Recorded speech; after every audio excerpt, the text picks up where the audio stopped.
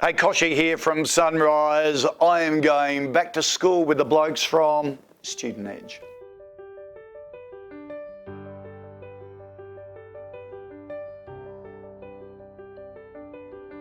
What were you like as a teenager? I was a bit dorky as a teenager, very dorky. Loved sport, played a lot of sport as a teenager.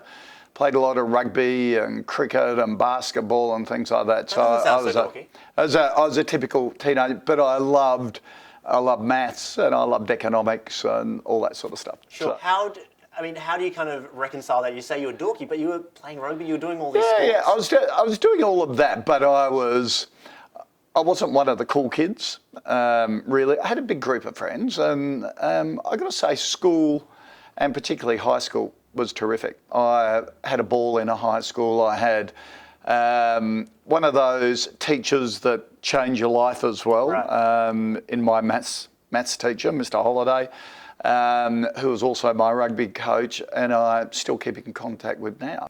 Was he part of the reason that you kind of started your training in accounting? Yeah, he was, but he was a lot more than that. I loved that movie, Mr. Holland's Opus, where there's just this inspiring teacher within a school. And for me, I reckon every kid should, hopefully in their life, if they're lucky, have one teacher like that in their life that just, makes a huge difference in terms of the person that they turn out. And he was it for me. And not only that, teaching me a love of numbers, but also because he was a rugby coach and played rugby himself.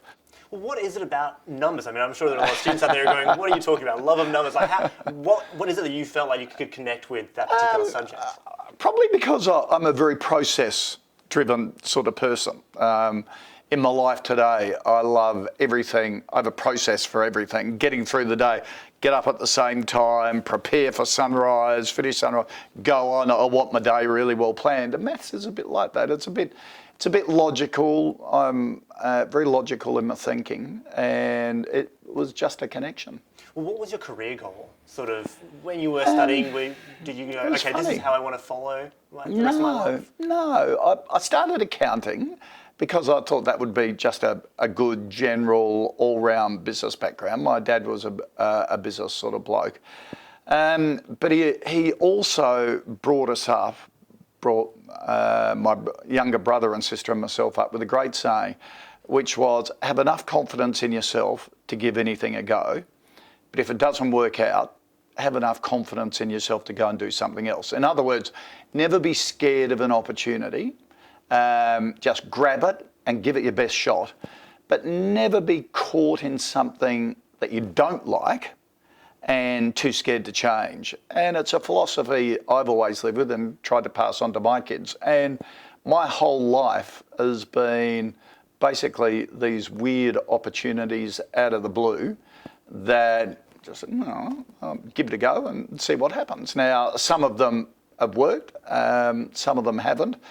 But it's, you never regret trying something new. So what was it that did inspire you to move away from accounting and towards journalism? It was funny. I was studying accounting part-time at the time and working for some chartered accountants doing auditing. And I'd done just enough of auditing to realise that maybe it wasn't for me. So I said, okay. So I joined the Australian newspaper as a cadet. I did terribly in the HSC.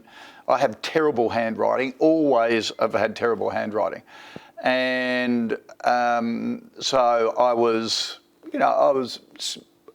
really trying to make up credits for uni and all that sort of stuff.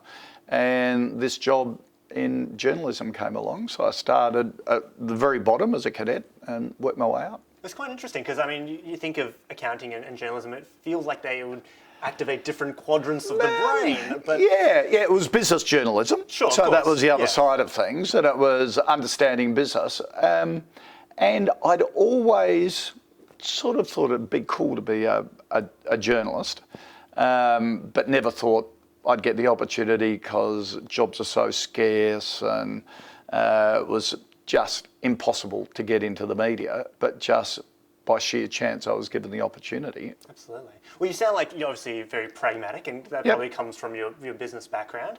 But undeniably, as you would probably say, having worked in journalism, journalism is very Yep. important. What would you say to young people who do want to follow that route? Do you say, you know what, maybe journalism isn't the smartest route to study, or do you still kind of urge them towards it? Oh, look, if you love it and it's your dream, you give it a go. And you've got to really, you shouldn't ever give up if you've got a dream. And if you want to get in the media, it's not as glamorous as everyone thinks it is. Everybody wants to be in it. So there's a lot of competition.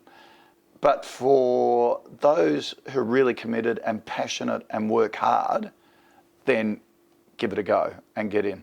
I know lots of people here got into the media by mistake, like me. A lot of people did internships at newspapers or TV or radio stations, and would just work for a couple of months for nothing, just to get noticed. A lot of people start in country and regional areas and work their way up that way.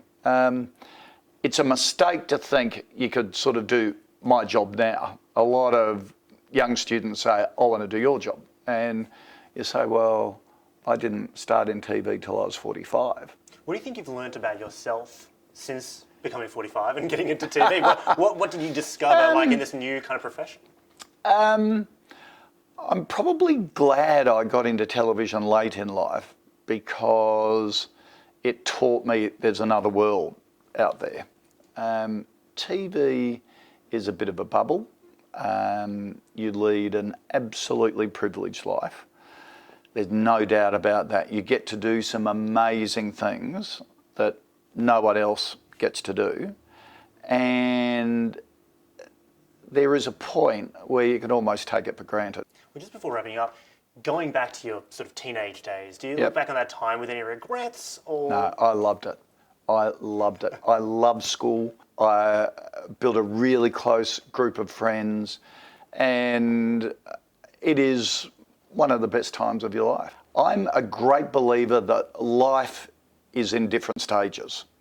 Life goes through different stages. Never try and speed up a stage because they're all wonderful, whether it be high school days, teenage days, young working singles days, becoming a parent days. They're all bring great joy for different particular reasons. And I meet so many people that say, oh, gee, I'm fine. You know, I really don't like this stage of my life and I can't wait to get to the next stage. And I think, don't think like that. Just love the moment. Love your high school days and what you're achieving. Don't put too much pressure on yourself. Like I did terribly in the HSC.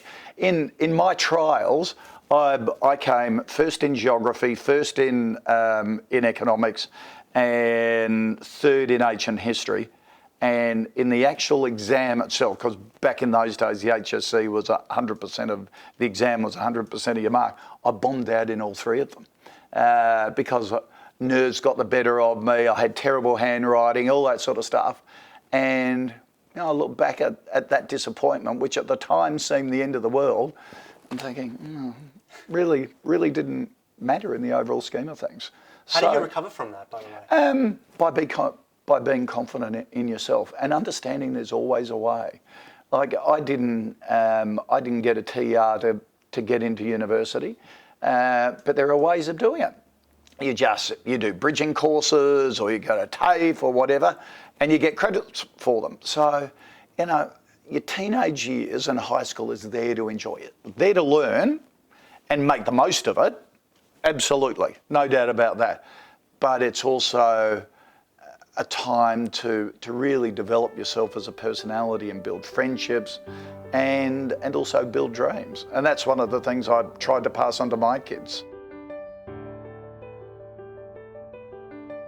Hey everyone, if you enjoyed that video, subscribe to our channel on YouTube or find more of our stuff at studentedge.com.au.